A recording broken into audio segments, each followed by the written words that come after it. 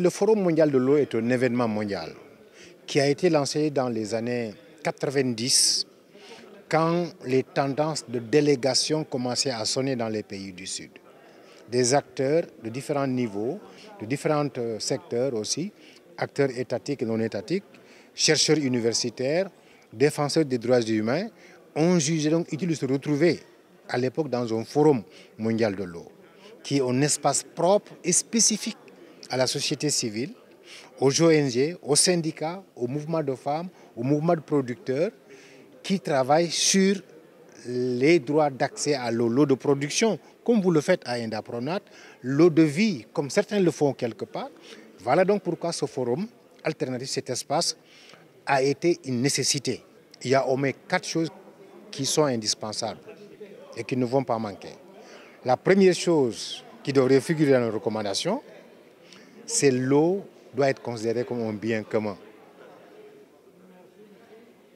L'eau n'appartient à personne. Il n'appartient à aucun régime. Le régime d'Abdoulaye Wade est parti, elle a laissé l'eau au Sénégal. Si lui appartenait, il l'aurait amené. Le régime d'Abdou Diouf est passé, a fait des forages, monsieur Forage, on l'appelait. Il est parti, il a laissé les forages. Ça ne lui appartient pas. Le régime de Macky Sall va passer sans doute et va laisser l'eau. Donc l'eau n'appartient à personne, l'eau est un don de Dieu.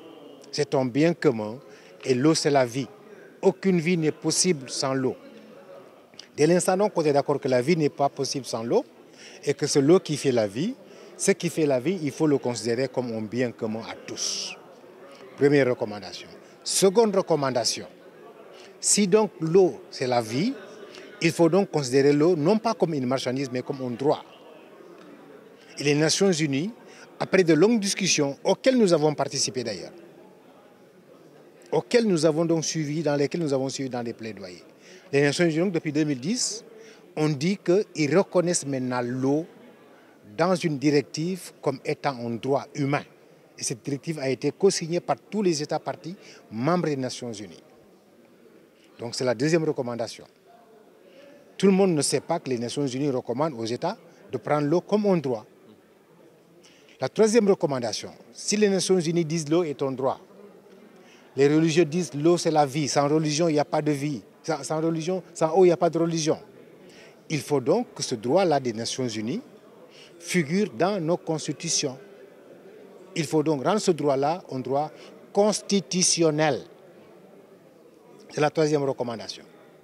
S'il figure dans nos constitutions que l'eau est un droit, il restera maintenant à savoir, à partir de ce moment, qui protège ce droit? Ce n'est pas le privé, ce n'est pas une multinationale. Il faut donc que la gestion de l'eau dans ces conditions revienne dans le registre des services publics de l'État. Et qu'on retire les délégations et qu'on ramène alors l'eau dans le registre des services publics de l'État qui ne doit pas être privatisé. Voilà les 4 recommandations sur lesquelles nous avons commencé à réfléchir. Sans doute d'autres vont rentrer. Les femmes peuvent faire rentrer des recommandations, les producteurs peuvent faire rentrer des recommandations spécifiques, les éleveurs peuvent faire des recommandations spécifiques, les pêcheurs, etc., etc. Mais au moins, ces 4 recommandations générales que tout le monde partage, nous sommes en train donc d'y travailler très fortement et ça doit figurer dans les conclusions de notre rencontre.